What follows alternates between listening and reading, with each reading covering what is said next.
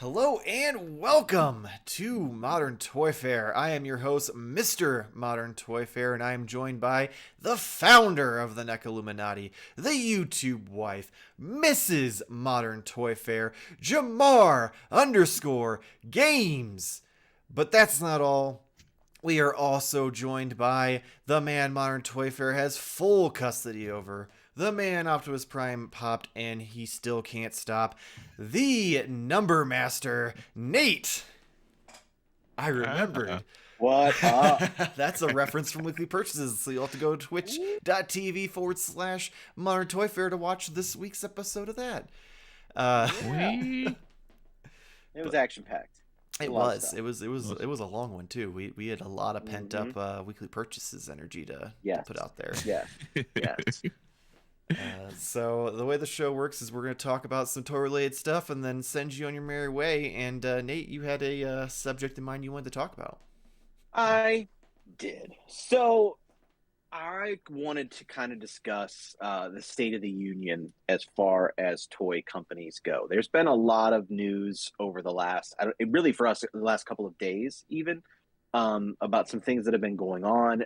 And I kind of wanted to make sure that we addressed it. We talked about it. What I don't want this to be is necessarily like a bitch fest. There's definitely some negative stuff that we can discuss, but I also would like to put that on a spin then and say if you're gonna talk about negative stuff, let's put it in a positive spin. Then what can they, meaning the companies, or what can we do as fans to help improve what we are complaining about? So let's make sure that you come up with a solution to the problem you're pointing out, kind of thing. Yep. Okay. Yep. Yeah. Exactly. That's So fair. yeah. So I guess I kind of wanted to start, and it is a bit of a bitch, just because, and I don't mean to pick on Hasbro, and I am going to try to come up with a more positive response, but this was kind of what directed me to think about this topic. And I know, Jarmar, you had something, regarding pre-orders and such that you wanted to talk about too, and I think that's a huge part of currently what's going on, because we are so driven by pre-orders. So almost everything that we do is a pre-order. Whether or not we end up picking it up in store later on is debatable. We probably make a pre-order somewhere as a backup. And Hasbro lately, and I buy the majority of my stuff that I either did buy or still continue to buy is made by Hasbro. So that's probably my number one company. And they've been very vocal, or have mentioned it several times, that they want to, improve, make it a great pre-order experience. So, for instance, when they announced the wave of Star Wars figures that had this amazing Fennec Shand in it, and also had the Boba Fett, they didn't put these up for pre-order right away during the Hasbro Fan Fest or whatever it was in the fall, because they wanted to make it a positive pre-order experience. And then at that point, they didn't go up for pre-order ever. So stores started getting them, and the next thing you know, they were available on Pulse to ship. There was no pre-order. So I thought that was a little odd. Like, that was their whole thing. Like, we want to make a great pre-order experience, so we're going to hold off on offering these today. That was what they said. The same thing happened, G.I. Joe Classified, when it came to the Bat and the Alley Viper. They did not put those up for pre-order. They put up a bunch of ones from Target, and they put a bunch of ones up for later in the year. But to preserve a great pre-order experience, they decided they would put those up at a later date. They did not. Same thing. They were only available in stock, like when they came in. So then this week, I don't remember what the little name is called, but something, the bounty, for Boba Fett. They had another vintage collection Boba Fett. I don't remember what the parentheses name is on this one. The pants are different. I know that. They wanted to make sure it was, again, a great pre-order experience, and they told us that pre-orders would go up at 1. They failed to mention that it was a Target exclusive. They apparently had some quantities available on their website, but apparently they sold out in minutes. It didn't go live on Target until almost 2 o'clock. So a lot of people thought it was already sold out, and generally you just had frustrated nerds pissed off because they couldn't get their Boba Fett, and when pissed off nerds can't get their Boba Fett, it's a whole thing. Oh yeah, And even if they don't like the show. Right, because that's a whole thing. I just think that with Hasbro especially, they really need to kind of look at how they're rolling out this pre-order experience, because otherwise we have pre-orders for like the 3 3/4 vintage collection Fennec Shand and the other Boba Fett, which aren't coming out until like August, but we've got pre-orders for those, and we've got pre-orders for the 6-inch Boba Fett fully armored that doesn't come out until December. Those pre-orders were available in December. So it's a very strange thing that they're doing with these pre-orders, and how they're making some available, some not, but yet they're calling out to making sure that it's a positive pre-order experience, and it's been nothing but positive. And I guess it's just, with something like Pulse that is trying to be fan driven, and especially because they want you to shell out $50 a month, those things I feel should have been made available to the Pulse members early, or the Pulse Premium members early. They knew that they were shipping out that new Star Wars Black Series wave to stores. So, I mean, I understand that Hasbro and Hasbro Pulse are different entities, but still, one has to supply the other too. Yeah. So if they're shipping them out to stores, why weren't they, getting them to Pulse, or at least allowing them to do the pre-orders? And this was, I think, right before Christmas and right before the Book of Boba Fett premiered, and they came and went from stores. And now, like most Black Series, they're gone. You can't get them. So, I mean, really, when's the last time you went into a store and saw Black Series that wasn't General Lando? Oh, because that's the only one. My Walmart just got those, and it's just so many Landos, and they haven't been on clearance yet. I want a Billy D. Williams, but come on, can I get it clearance or something? Billy D would be very upset that you don't pay full price for him. And that's the wave beforehand, and I think there was only like 4 solid waves this last year. There was a lot of figures out, but a lot of them were exclusives and repaints and different things like that. So, how do you guys feel about pre-orders? Do you? I know for some of you, some of you. I'm talking to 2 of you. Most of the companies that you buy from, you almost have to do pre-orders. But how has your experience been? So before we get too far, I do want to ask a couple prereqs to your story. So okay, with because you said that the first couple figures you mentioned, they never went to pre-order, they just went into stores and then up on Pulse. Did they sell out on Pulse? Yes, most of them. The good ones did. Like Fennec Shand was gone almost immediately.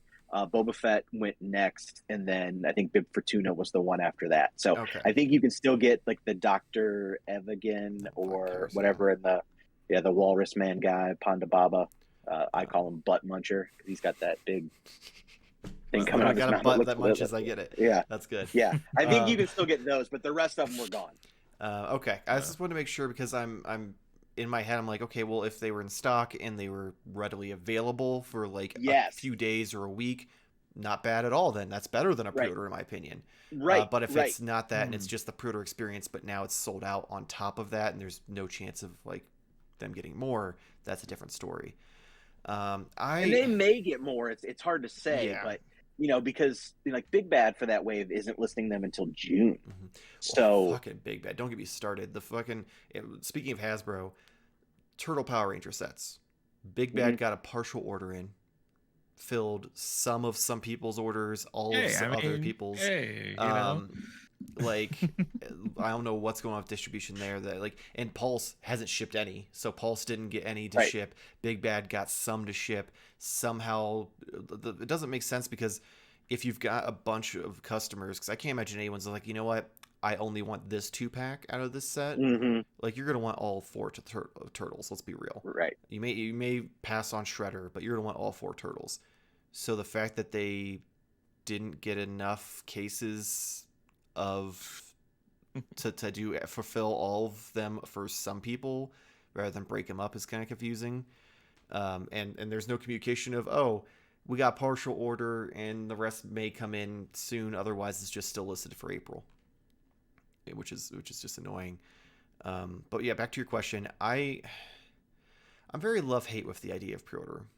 Mm-hmm. I like it in the sense of, okay, it potentially guarantees me one. And I say potentially because retailers, Walmart and Target, if you pre-order it, there's a 80% chance that you're not getting it. They're like, yeah.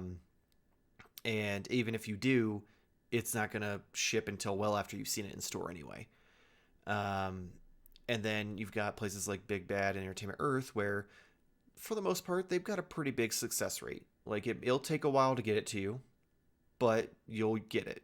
And it guarantees it so you don't have to constantly go hunting every day and go through that whole exhausting experience that we've all done for whatever figures over the years.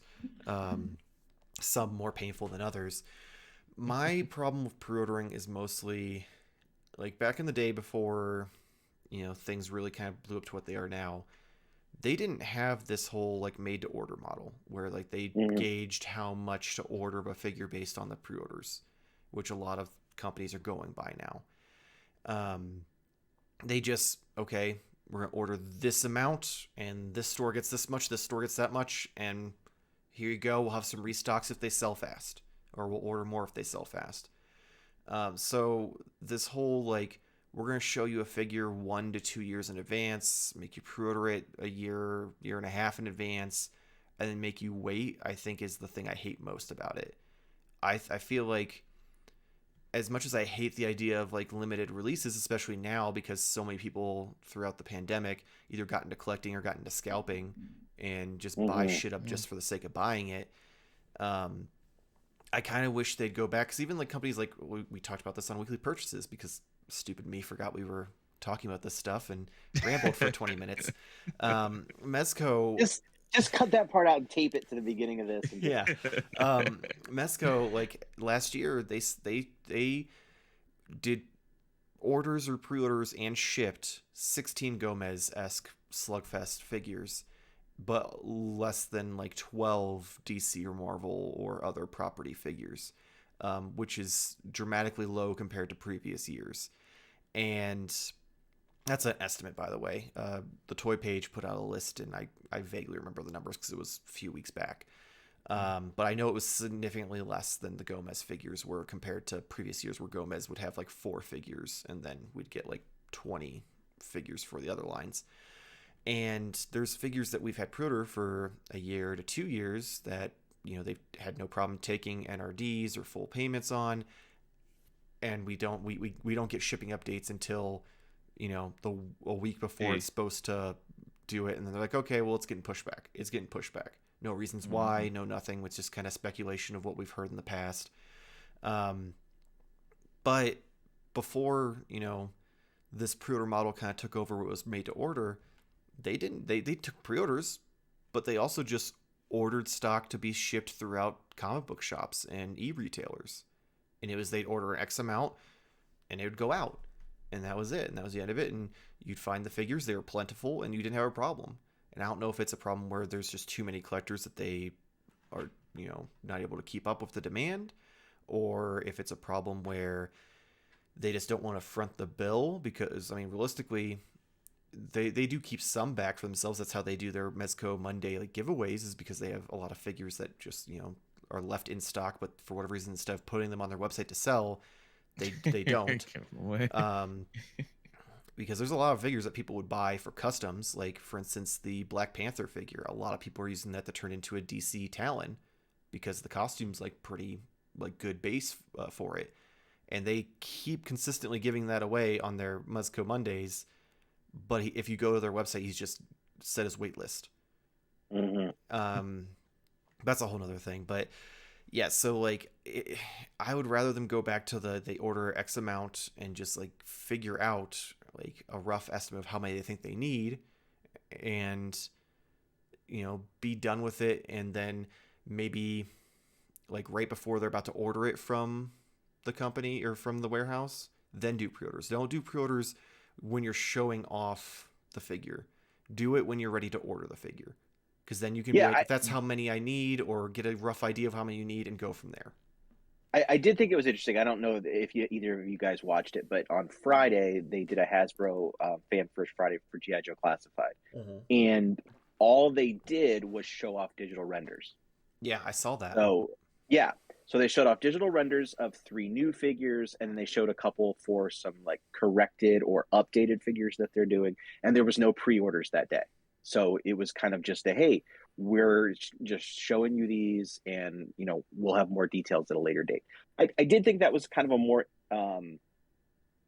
it allowed me to like just kind of sit back and enjoy the show. Be like, oh, I can listen to what they're saying. I can kind of figure out what's going on here, and I don't have to be like, oh, is it 1 o'clock yet? Is it 1 o'clock? Because it used to be a pre-order would go up, and I'm talking like more than 5 years ago. If you did do pre-orders, you could order something and it might sell out within a day or two, and that was fast. Now things are selling out in minutes. In minutes. Yeah, it's crazy. And sometimes it's fine because it shows up in store plentiful or there's an overabundance, but then other times there's not. Like I look at a situation like the Marvel Legends Gamerverse Spider-Man from the first PlayStation 4 Spider-Man game. That was impossible. It was a GameStop exclusive. Yeah. If you didn't pre-order it, and I just happened to, I was like, oh, I want that. It's $100 figure loose at this point.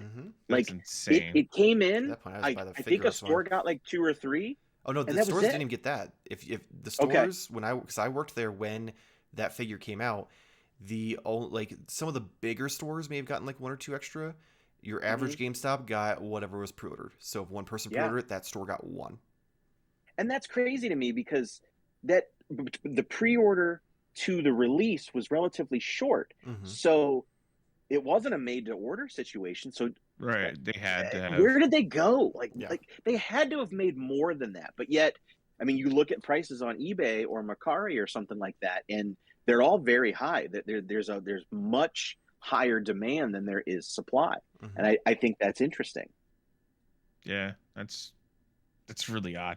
Like did they just make like 12 and thought, well, yeah, because like I feel like that was maybe a 3-month pre-order window at most. Yeah, that's not nearly long enough. I mean, as we're seeing from like say like Super 7 especially, because that is the full made to order process. And I don't know if you guys saw. They provided an update for every single property, and including things that have already shipped. And a lot of them are in some interesting, phases of production. Like for instance, Thundercats Ultimates. So Series 1 shipped actually December of 2020. The one that we got just a few months ago is Series 3. minus 1 figure. Series 4 is going to arrive then before Series 2. So I don't have any idea. Like, yeah, it's a very convoluted process. And the issue with Super 7, because I like their model. I understand what you're saying, Michael, about the wait process. Like, that sucks. Waiting a year and a half, that sucks. But I also like the Super 7 model because I have a month to make a pre-order. I can decide. I can do whatever. You can go wank one out, then go pre-order. Whatever you want to do. It doesn't matter. The time is there for you to do it, and you don't have to worry about it. Now, if you miss that pre-order window, and let's say Big Bad Toy Store stopped taking pre-orders, or Entertainment Earth stopped taking pre-orders, then you're going to have to kind of wait and see what comes in a year and a half from now. But that is a long time to wait, and it's a long time to ask somebody. It's a long time to if you order directly from Super 7, you're paying that money up front. So that's a big chunk of change to just sit on for a year to 2 years. I thought was interesting. The most interesting one I thought was the Disney ones. because because those should have been out like a month or two ago, weren't they? I think they were supposed to be out in like April or May, fuck. Series 1. So, I mean, it's really late at this point. It's going to be almost, I think, a year late by the time that they arrive. They announced those. That was when you first left for baby hiatus. Yeah. So that would have been, they announced them then like around like what, August or September, because I remember, I think it was me, we had Rob on as a guest host, and yeah, I remember that. That was fucking almost a year and a half ago. Yeah. So, yeah. What, Jarmar? So for me, like, I mean, again, it's basically kind of what we've said, like giving your money over, and then like just sitting on it and wait. That's your, made to order process, and then you have the other option of just ordering it and get lucky and get a pre-order, right? But you can have, like, I guess I'll offer like the solution, or at least what I see as a solution for this. Even if it's a made to order, or whether it's a pre-order, or whatever the situation is, the solution is communication. That's what it is at the end of the day. Letting people know, like, hey, this is what's happening. This is what I get it. Like, it's not like the easiest thing, but at the end of the day, it's the easiest thing. Is just tell us what's going on, and that will help us be calm a little bit. Because, and I'll use the example, we've kind of bitched and moaned about the loot crates. Tell us what's happening with it. Like, it's almost a year since we've like ordered them. I mean, and we've only got Loot Crate one box. does have a section on the website you can go and check it. So it's just they don't announce it to anybody anymore. Whoa, I'm saying more than just an opaque, hey, it's first quarter 2022. Tell us, hey, we're having manufacturing issues. We're getting it out as soon as we can. We may have Series 3 out before Series 2. Or like, that's what I mean as far as communication. Because I feel that most of the pre-orders are driven by like marketing. So we see things, we're getting leaks, we're getting teases, all these different things. We get these announcements they put on these great shows, or these great, I guess I'll say conference, or whatever you want to do. They go to like these toy shows and whatnot, and we have these great things, and we're like, oh, this is amazing, I want this. But then when it comes to the back end of just like keeping that excitement going after we've given that money, it just pretty much goes away completely. And I think the communication would be a big thing. But I don't know. I can't say that I like the pre-order, but I don't like the major order either. I don't know. Outside of just communication. It comes down to, with pre-orders, if you're doing, depending on where you're doing it from, you get that relief of, okay, I've got it. Yeah. Like, win, lose, or draw at the store, I'll have one eventually. But at the same time, it's the never ending, like, oh, I want this figure so bad. Oh, well, it was supposed to come out this month. It still hasn't. Oh, another month passed. It still hasn't. And it's you take away the stress of trying to find it in the store, and you replace it with the annoyance of, when am I going to get this? When is it ever going to show up? And I think I don't really like this. Well, then what drives me nuts, I'll just interrupt real quick, because we become so obsessed with what's new and what we can pre-order. By the time that pre-order comes in, we've already moved on. Yeah. Oh yeah, that's another thing. Yeah. Like, that's a bummer. Yeah, because you're already excited about something else, and you're like, oh, this is so cool, and then you put it on the shelf, and then you're just like, okay, what can I pre-order next? Yeah. I think, and this is a terrible solution, but I think it might be the best solution, because it kind of solves that problem to an extent. They should have an initial stock already available. You order it, that's in stock, and then once that sells out, a week or so passes, and then they put up a pre-order for a restock. So kind of like Super 7 did with the so that way you get the best of both worlds. You have the option then to where, like, because even if you miss out on the in-stock ones, we all know how it goes. There's going to be 100 of them up on eBay. So you can then choose, do I want to pay retail and be patient for 6 months to a year till the restock comes in? Or do I want to then pay a little extra and have it now if I missed out on the in-stock order? Yeah. I think that's actually a really good solution, because we've seen that happen. So the first year, 2020, when San Diego was canceled, when Hasbro did their Hasbro Pulse Fest, there were exclusives in stock, ready to go, and premium members had the first go at it. Once those sold out, they took second orders for a new production run. Mm-hmm. I thought that was fantastic. I'm not one of those people that gets mad when other people get an opportunity to get something that I got too. Mm-hmm. I think it should be passed around everybody. Yeah. You know, unless it's marketed as a super deluxe, you know, limited edition. Yeah, if it's a limited like 3,000 piece kind of thing. Hey man, that's what NFTs are for now. Go have that. Go do that.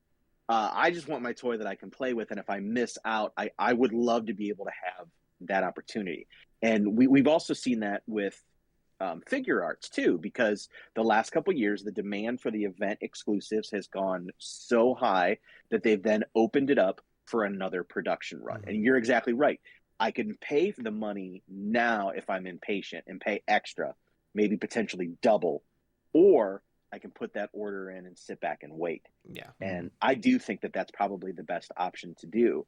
And I really wish Hasbro would kind of look at that for their models, because too many times Black Series figures have come out and gone, and they're you know, really pricing high on the secondary market. And they've tried a little bit to do with that as far as re-releases and stuff. And I will give them credit. Things like the Archive line really do help with Black Series, and Marvel Legends, they tend to re-release or improve figures. So just like, for instance, recently they put out that new Spider-Man wave. It had a new symbiote Spider-Man. It had a new Ben Reilly Spider-Man. Those are so much better than the figures that were out before that were kind of fetching top dollar. And now those prices are going to come down. So I think that's, I mean, there's also a bad side to this process though. Unfortunately, you know, everything can't be sunshine and roses, because if you remember, I don't know, because of time, was that time works? Was it last year or was it 2020 when we had the whole like turtle apocalypse of trying to get the figures, and then later they came out and were like, all right, well, if you missed out on these 2 packs or you missed out on this, we're gonna put up pre-order for it. And then the list just kept getting longer and longer and longer of things of like, oh, this is Q4, this is Q3, I don't know when this is coming, we're working on this. Like, there's people, I think Wes said he still hasn't even gotten his Ultimate April yet. Like, it's just weird stuff like that again, it's inevitable. I guess this is like the world that we live in as well going forward, but it just seems that there has to be some kind of better way to at least know. But I mean, is this a situation where there's no perfect solution, and this is just like the life of a toy collector? Not. I mean, ultimately, yeah, there's never going to be a solution, because they cash their checks and that's the end of it. I think the problem with NECA's model is NECA shit the bed and then has been squandering trying to, you know, pick up the pieces since, and they just can't keep up with it, because they pumped out so many figures at once, and then it created such a shitstorm of people being upset they couldn't find them, that made it so there were so many pre-orders that they just can't keep up, because they're not Hasbro. They don't have access to that many factories to be able to pump out 10 different figures at once. So I think that's, plus still release new stuff regularly, because otherwise they'd be hurting themselves, because then they aren't pulling in any more money while they're waiting for the factories to make the other stuff. Right. So one last thing, and then we'll move on to the next thing. How do you then feel about, like, say, like, for instance, NECA, who offered this recent batch up for pre-order, you know, 9-10 months before they are going to hit Target stores? Now, they still are going to hit Target, but like Anthrax and Scumbag and the Ace Duck and Mutagen Man. You know, how do you feel about that? I prefer it, to be honest. I prefer it that way. That's actually, maybe that's like the best balance, but I mean, you can't do that with everything, because not everything hits retail, but that's like a perfect balance of, you have the initial pop of like, oh my God, here we go. If you get it, you get it, fine. But then also, the only thing I could say that would make that better is to know when it is still coming out in stores. I mean, I don't follow like everything so closely, but like again, this is just me as my turtle buying habits are. I'm like, I don't really need that. And then I'm like, fuck, I kind of want that. So like if I knew like, okay, it's gonna be in stores this month and I could actually trust NECA, because at this point I don't believe anything they say. Anytime Right. they say They anything, I lost don't believe it. all of that. Yeah. Blind So faith. they don't get the benefit of the doubt at all anymore. But if it was that, that would be a perfect situation of like, hey, we're gonna release these now, and then if you get this order in, perfect. You're gonna get the first run. The rest of it's all going retail, and then after that, we'll open it up for like made to order. So then you can, like, if you missed out on retail and you missed out on the initial offer, we're still gonna give you opportunity to get it. That would be ideal. I don't think that's even necessary at that point. Like a third like opportunity, I feel like at that point. But here's the thing: even if if it's made to order, like I guess but you're just going to delay more harm stuff then, because they can't keep up with the current production. So if you go and add a third order to something, like they give you an opportunity to do an order. Slate. I'm saying we're cleaning slate. Everything's equal. We're on a right. Like how would that back you up? Keep filling the glass though, because how many things did they release a year? That if you've done the initial pre-orders, which usually last a few days. But realistically, what do they release in? Like, how much do they release in a year? If we're using just like NECA, for example. NECA releases more figures than any of the import companies a year. The only honestly, the only company that outdoes NECA is Hasbro. Okay, probably. I mean McFarlane. And I'm being close-minded because I'm only looking at the specific line that I like. You know, well, there's a lot of stuff that they do. Yes, that's fair. That's fair. I will say that. Yeah. That's fair. Yeah. Fuck everything else. Did you have something else you wanted to add? Yeah, I wanted to just kind of jump off of that point real quick. So with my only problem with the NECA model, because even if you clean slate it and they start off fresh and things aren't backed up the way they are, I think if you're going to take payment up front and not just do like an RD of like 10% or something like that, then you need to ship it to your customers first. If I'm pre-ordering it directly from you and paying you 100% up front and paying absurd shipping prices, I should not be able to find it in Target 6 weeks to 2 months or 3 months before I get mine. 100% it's fair. simple as that. Absolutely. That's the number one rule to that, and that's the one reason why I never pre-order anything from Hasbro Pulse that isn't exclusive to Hasbro Pulse, is because you'll never get it before you can find it in store. The crazy thing is they used to be really quick, and I don't know what happened, because during the initial stages of the pandemic in 2020, they were my go-to place because they were getting things way before any store.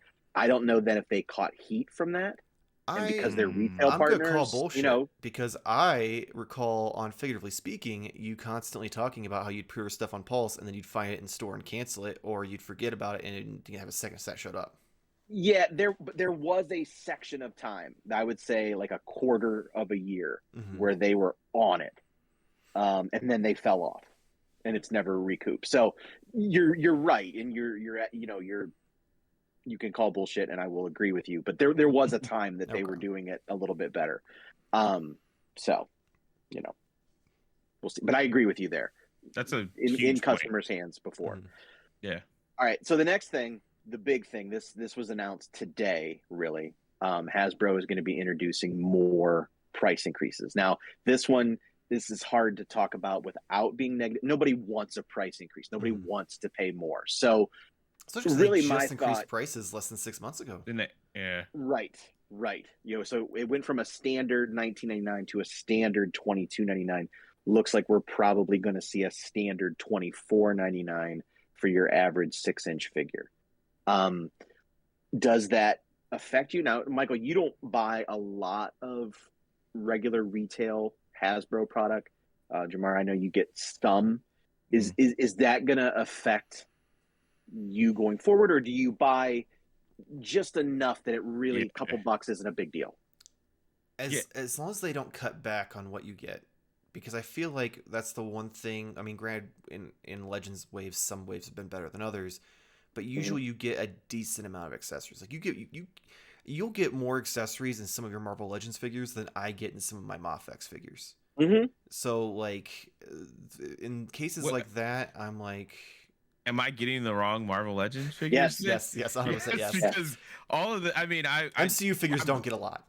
Okay, that's fair. Because when you mentioned that, I'm like, as soon as you said, like, you mentioned Marvel Legends, I'm like, of course, the fucking No Way Home Spider-Man, like, those are some of the most disappointing things. And then it was at the higher price, so it just felt like, well, damn, like, does it really cost you this much more? Like, yeah, I mean, prices, for me personally, like, I'll let you go. Mine is just very easy. I'm fine with it, but at the same time, I'm not, just because I know that it's such a high markup regardless. I know tooling and R&D and all that shit costs money for them to make the figures, to be able to get these machines, whatever. But at the end of the day, it's just plastic. So, or it is a but, blend of plastic. Yeah, oils at a premium. True. Factories. I mean, China wants to get out of manufacturing. They want to become a more white collar country instead of a blue collar country. So, Hasbro's having to move things to Vietnam and other, nations. Could we ever see, some people are, say, well, it's really easy. Bring everything back to the United States, make manufacturing in the United States. $50 per figure. I feel like that's what I think too. Like, unfortunately, I think the cost would be too high even there. So, I got to look at it. I was already cutting back, and I really, it couldn't have been at a better time, because absolutely this price increase would affect me. Because, a wave of, right, of Marvel Legends especially. So, like, those were, like, at one time, a 6-figure wave would cost you, $120. For 6 figures, and that's a chunk of change. And then now you're looking at 150, for a 6, figure wave or something, the 150.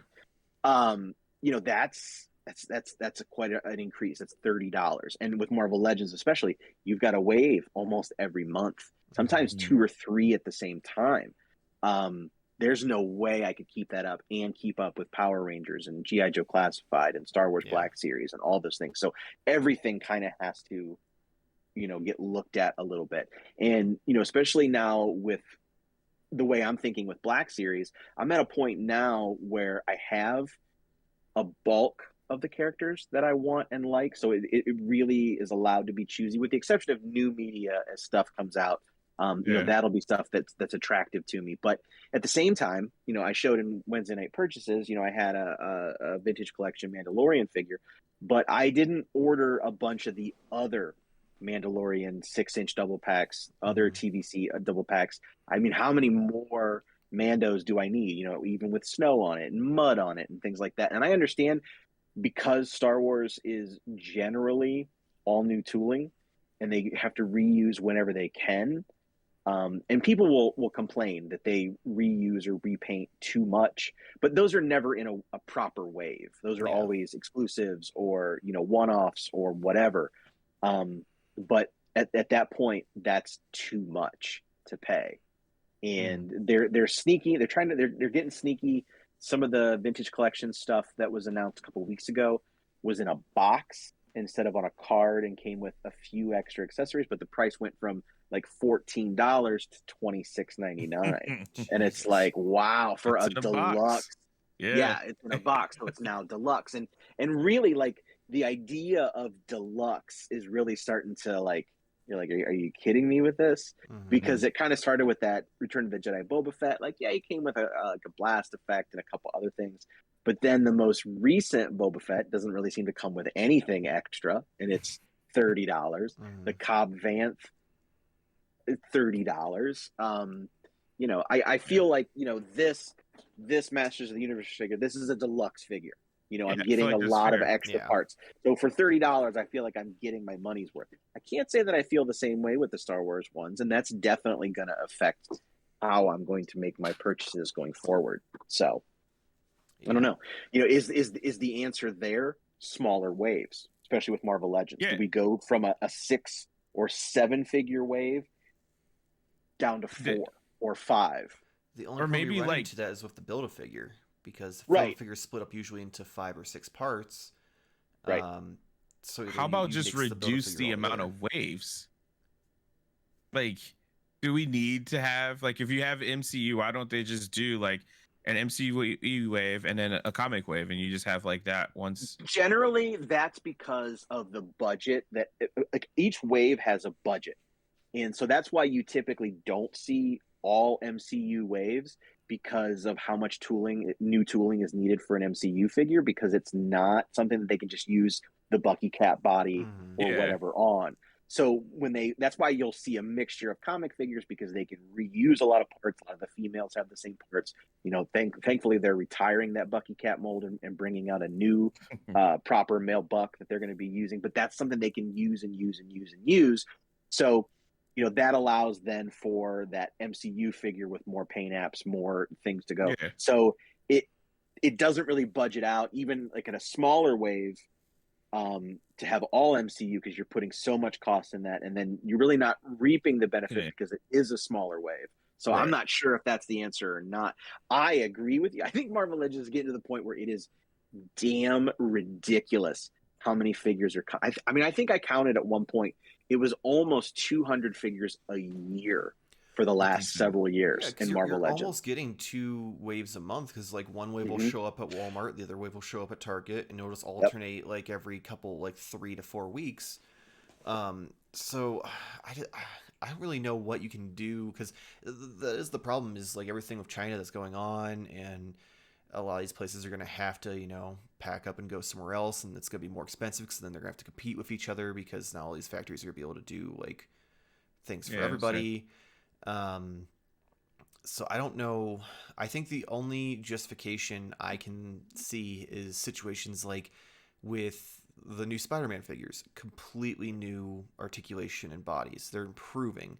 If you continue to improve your product and you don't skimp out on accessories, then okay, you can justify the price. Because if you're gonna, it's like if you have an apartment and they renew your lease and they raise your rent. If they raise it a little bit, then fine, that's just cost of living going up. But if they want to raise it a couple $100s, but they don't want to come in and like fix your dishwasher or something, or update anything in the apartment, and they still want you to have that outdated appliances, that's not worth it then, kind of thing. Calling out the landlord, huh? Oh, 100%.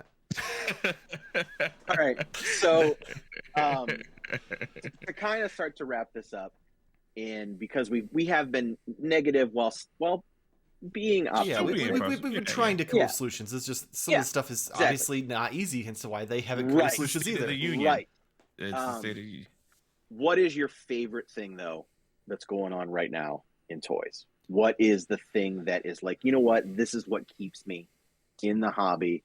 This is why I do what I do. And I'll go first. And I have to say, it's just, and you touched on it, Michael, just briefly, the advances in engineering and manufacturing, looking at some of the, like the pinless technology that Marvel Legends started in, the digital face scans, that has been just an absolute game changer for improving the looks of figures. I mean, I have my Star Wars Black set up, and it's, I usually put them in, movie order or storyline order, and you've got some that have had that amazing digital face printing right next to somebody who, at this point, you're like, I don't know who this is. Like, I thought it was Han Solo. I thought it looked good, but now that I look, at this Han Solo, that is clearly Harrison Ford. Yeah. And then, like, with the G.I. Joe classified, some people don't like them, but I love the drop down legs that make things a lot easier for posing. I mean, the articulation and the overall, ways of hiding all of this stuff is amazing. And to be able to get to walk into a store and buy, a G.I. Joe character that I loved as a kid, in a much more improved form is truly exciting, and is what keeps me doing this. It's frustrating sometimes, but the reward can definitely outweigh, the bad stuff that comes with it. So that's my thing that I'm enjoying. That's a tough question, right? I mean, like, I'm still trying to think. Two answers. I have 2 answers. One would be for me, obviously, again, I stay in my lane, turtles and anime. So the one answer is weeby. So is that what it's called? Weeby? Weeb? Weeb? Is that it is, or I don't know. My anime, you're weeb, yeah. Okay, that side of me, I honestly, like, I didn't really give them much shit because that was who I had the most anger at, not NECA. But good smile for their Nindoroids.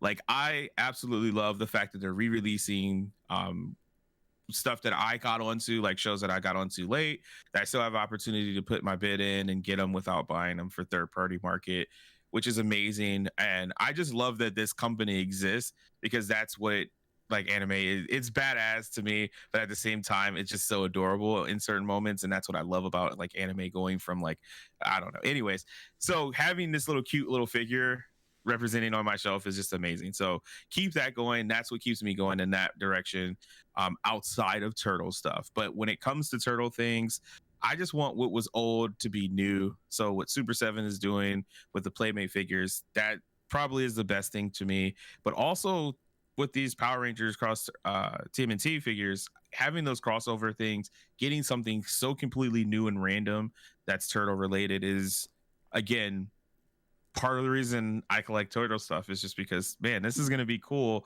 and I'll get to tell my son this story of like, so the Power Rangers, they were badass, but then they also teamed up with the turtles, and then they became Power Ranger turtles, and I'm like, this is crazy. He's like, Dad, you're a loser, and I'm like, He's like, that's Dad, cool. I collect NFTs. Like, Yeah. I'm in the metaverse, Dad. I can't hear you. So, like, but you know, that's honestly what I collect for, is just to have these stories to kind of continually pass them down or whatever. That may not pan out, we'll see, but if not, I'll be buried with all of my cool Super 7 figures. Yeah. I honestly, I loved your answer of the re-release though. Like that is something that I have appreciated and I've seen more over the years from certain companies.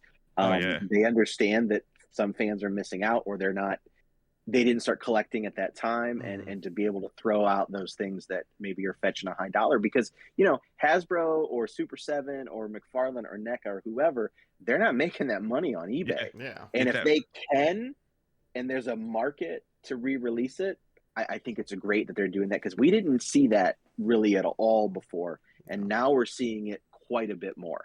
Oh yeah, 100%. So this question's kind of hard. I've got two answers. So Okay. the first, more simple answer is just stuff like the fact that we're getting giant sentinels, eating play sets, stuff like Yeah. that.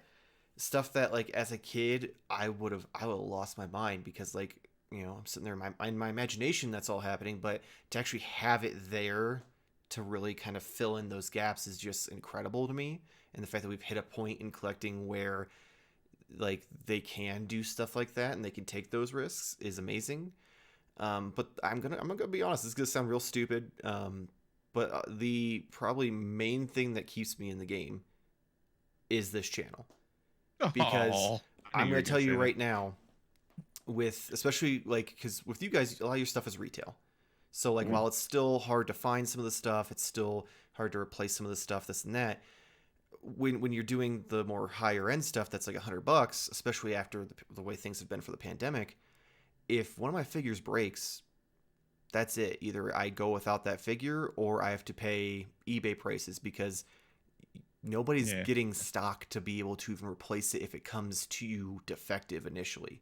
So like, for instance, my Mafex Gambit, literally, like, I got done taking pictures of him for the review and he fell off the table 2 feet and his wrist peg broke. No retailer had any left. So even like if I went back to who I bought it from, I couldn't get a replacement. And in Mafex, I mailed them, and man, they were like, "White man, fuck off," because they essentially were like, they essentially emailed me back. They're like, "We don't do replacement parts, especially for overseas orders." And I'm like, calm down. Especially overseas. I'm like, you could have just told me to go fuck myself. You didn't have to go that far. That seems less rude. So like, go fuck yourself. So like, like, for when you're paying $80, $100 for a figure, it gets very discouraging very quickly, because if you're not extremely, like, I apparently have to put foam across all the floor to make sure nothing ever breaks. So it gets real discouraging real quickly. And if it wasn't for this channel where, you know, I do the reviews, I get to play with my toys and take pictures of them in dioramas and in different poses and tell these stories with the pictures, and then come on here and talk to you guys about stuff that's coming out and getting exciting and seeing you guys get excited, I don't know that I'd still be doing it.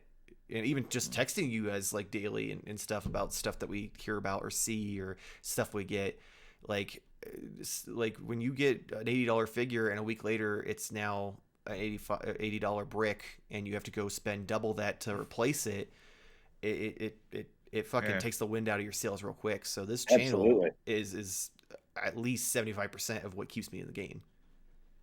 I'm crying from your answer, not because of what you said, but because I know exactly what you mean. When my metalhead that we searched high and low to get fell off my shelf and broke his switch on this back. Oh my God, I almost died.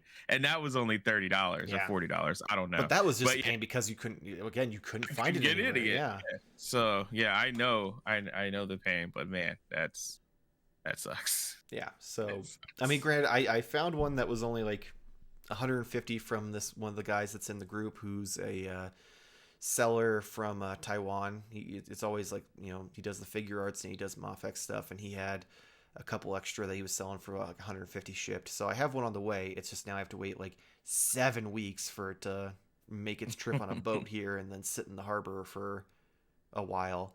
Well, what do you do? Can you sell the other one? I know this was like the wrap up question, but now I'm just curious. That's gonna be the one saving grace with one hand because the fact that, you know, obviously this is a problem that these figures that are super expensive are somehow more fragile than the figures that are $20 or $25 now. So there is a market for people who are just looking for parts to repair theirs. Like I've already, like when I was looking for a replacement game, but I put like, hey, the wrist peg broke. I'm looking to try to see if I can find one before I go to eBay and anyone's selling. And that's when he chimed in, and he was $100 cheaper than everyone else who tried to sell me theirs. And I have already had like 2 or 3 people reach out like, hey, what are you doing if you're broken one when you're done? Are you selling any of the parts? Because I need, like, one dude, he finally got his pre-order fulfilled through Big Bad Toy Store, and it came with 2 right feet. So he's like, wow. I need the feet to, you know, swap out for mine. Man, and another guy who he needed one of his effects broke, and then another guy he got 2 sets of the same hands, so he needs another set of the hands. So I'll be able to like part out some of the stuff and try to recoup some of my money. But at the same time, I'm almost like, do I want to do that, or do I want to keep this in case he falls again, and then I have parts to man. What if you get 2 right teeth? Yeah, right. Well, yeah. It's another thing is I'm not right teeth. I'm not selling any of the parts until I get this one in hand, so I make sure quality wise, because I can always, because mine was in good shape, other than, you know, one hand Willie now. Man. But if the other one comes in, there's like some paint app issues, I can just pull the wrist peg out and pop it into the old one, and then at least there I'm still good. So it's kind of just like this waiting game and stuff of seeing what I'm gonna do, because I've already told all of the people who've questioned, I'm like, I'm waiting until it comes in to decide. I'll probably part it out, but I may keep it as a just in case, because you never know, and I don't want to have to drop another 150 to replace it. That sucks. Yeah. So now I've gotten to the point where I'm ordering 2 of every Mafex figure that I pre-order, so that way I always have a backup. Well, I'm glad we're keeping you into collecting. Yeah, because it's cheaper for me to do that than it is for me to pay double down the line, because then I'm paying for 3 of them at that point. Yeah. That's true. That's crazy. I would definitely like to hear from anyone out there your biggest frustration, and then the thing that keeps you in it, and the thing that you're liking the most of what is going on currently with the toy industry. So there's some good stuff in there. I mean, we just found out today we're going to get some Indiana Jones next year. I'm excited about it. Buddy, I saw that before we got on, and I'm like, that's the only thing keeping me awake right now, because I went from 6 to midnight. I hope we get 6-inch, and I hope they do like a vintage collection style of 3 3/4 on like old school cards, you know, with the Kenner logo and the you know, movie frames and stuff. And you know, I don't know how far the line can go. They've tried it 2 other times, and it only goes so far, because it's, you know, that's because those figures sucked. Those figures were like the pre like vintage collection style 3 3/4 where they're Yeah. all posed in a certain way, so you couldn't fucking do anything with him except for have him standing there in this weird "I'm taking a shit while staying with my lasso." The latter waves were better, and they found their groove, and then unfortunately it was too late. Yeah. So, yeah. I just want a 6-inch line. I don't give a shit about anything else. Yeah. Indiana Jones is my favorite movie series, like trilogy, and I cannot wait for these figures. I'm so excited. Yeah. I'm excited. You're excited. I feel like we all need a hug now. Yeah, you definitely do. I mean, I always need a hug in this line of work. I 100% always need a hug. Like, I'm terrified to do anything with this guy. I finally got this guy in, and I'm just like, I don't want you to break because you're way too expensive to replace. Yes. And everyone keeps telling me like, oh, you should have just waited for a reissue. I'm like, don't get me wrong, Mafex is doing a lot of reissues lately, but there's no guarantee that they're going to go back to that rather than just do a new version. So maybe 3D printers will be in the future, and there are some people who do 3D print parts for the figures, or even like there's like the knockoff ones that like have similar parts and stuff you can swap them out for. Problem is all of the sellers like either haven't done any new stuff recently or they don't have any old stuff, because like I even considered for Spider-Man there was like it was a big problem with the wrist pegs breaking, because that was back like right at the cusp of when Mafex was shit to when they started transitioning to be decent. And I was terrified. I'm like, I need to buy some wrist pegs because like they were plentiful back when this figure came out. All the sellers no longer make them, and I'm like, well, fuck. He is gonna have to be real. He's gonna put him in a bubble, and he's never gonna leave. This Spider-Man's frozen in time. Yep, can't touch him. Pretty much. But yeah, let us know in the comments below what something that really frustrates you about collecting, and then also what keeps you in the game. And I replied to pretty much every comment. I think the only comment I didn't reply to is when Jarmar told NECA to give him Next Mutation Turtles, and I was like, no. Do it, you cowards. And that's exactly what you said in your comment. But yeah, so make sure to leave that comment below. But that's going to be it for Modern Toy Fair. We appreciate you coming and hang out with us. As always, make sure to like and subscribe. It helps the channel. Check us out Wednesday night weekly purchases live, twitch.tv/Modern Toy Fair. We're going to try to get back into the groove of doing that weekly. We'll have top 10 lists coming here soon to the channel. We have reviews. We're going to have Toy Therapy coming back once we kind of cement down some scheduling with some people. Jarmar, you can catch him over twitch.tv/Jarmar_games. Go follow him so that way you can encourage him to come back for Thirsty Thursdays. You can go and check out his YouTube channel. Just search Why Are You a Gamer?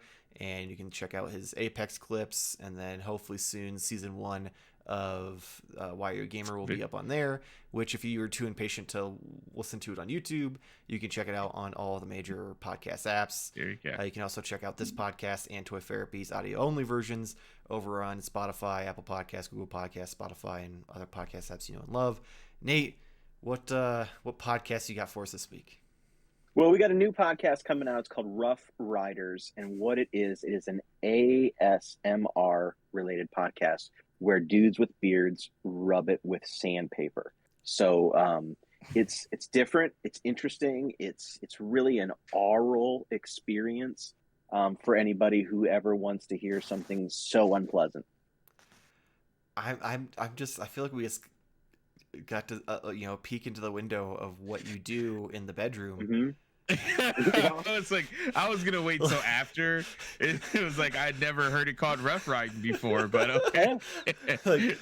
I just imagine Mrs. Bryant coming in and she pulls out the sandpaper. You're like, ooh, I'm getting laid tonight. Yeah, baby. Yeah, baby. She comes walking around the corner with the sandpaper. She's got like a power sander. Oh Jesus! Nate comes to the podcast one week. He's got like, half his face has got like fucking burns on it from. I had a good night. Oh yeah, man. Yeah. But yeah, hopefully we will see you next week. Same toy time, same Toy Fair channel. Thank you for watching. My hand's glowing. Glowing? Do you have the touch? I have the power.